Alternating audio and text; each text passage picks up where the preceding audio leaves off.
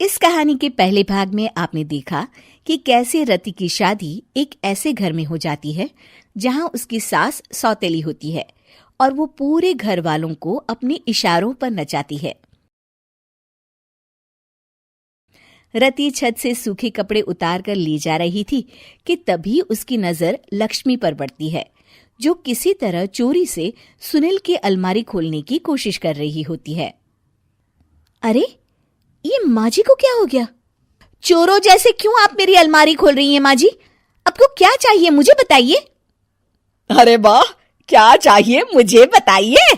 अरे मैं इस घर की मालकिन हूँ, पूरा घर मेरे इशारों पर नाचता है और तुम्हें बताऊं कि मुझे क्या चाहिए? हट यहाँ से। और वो उसे जोर से धक्का देती है। जैसे ही लक्ष्मी रति को धक्का देती है, उसके सर पर चोट लग जाती है और वो बेहोश होकर गिर जाती है। रति के आसपास पूरा परिवार खड़ा रहता है।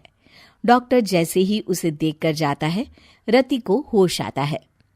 अरे बेटा, तुम दूर क्यों खड़े हो? मेरे पास आओ, मैं तुम्हारी माँ हूँ, कमला। रति के मुंह से लक्ष्मी सारंग की माँ का नाम सुनती है तो हैरान सी रह जाती है। क्या बोला रति बहू? चुप कर डायन, तूने मेरे पति और बेटे का हाल बेहाल कर दिया। अब तू मेरी बहू को भी गुलाम बनाना चाहती है? रुक, अभी मजा चखाती हूँ। ये कहकर जैसे उसे पकड़ने की कोशिश करती है, लक्ष्मी वहां से भाग जाती है। लक्ष्मी के जाने के बाद रति अपने ससुर और पति की तरफ देखकर मुस्कुरा देती है। दोनों समझ जाते हैं कि ये रति की चाल है। अगली सुबह लक्ष्मी का पति खाना लेकर खेत में जाने के लिए निकल ही रहा होता है कि लक्ष्मी उसे रोक देती है। अरे कहाँ चल दिए खाना लेकर?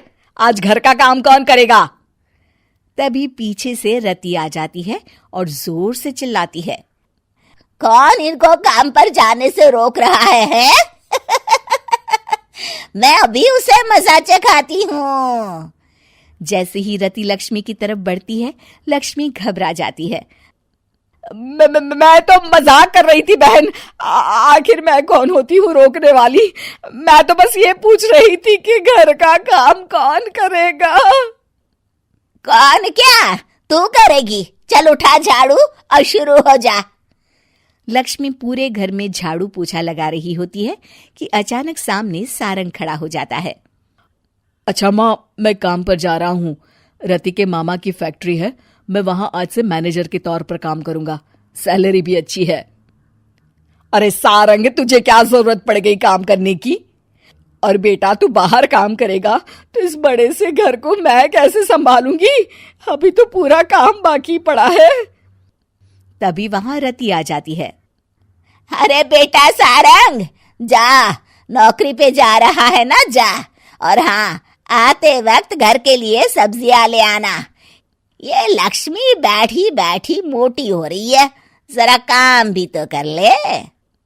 सारंग के जाने के बाद, अच्छा लक्ष्मी, सुन जरा यहाँ। लक्ष्मी अपनी बहू रति को सारंग की पहली माँ जो मर गई है वो समझकर उसके पास जाती है। अरे बहन, ऐसा क्या हो गया जो तुम्हें वापस आना पड़ा? मैं तो बड़े ही प्यार से इस परिवार को चला रही थी। प्यार से तो मैं बहुत साल से तुझे मजा चखाना चाहती थी, लेकिन किसी औरत का शरीर मुझे नहीं मिल रहा था प्रवेश करने के लिए।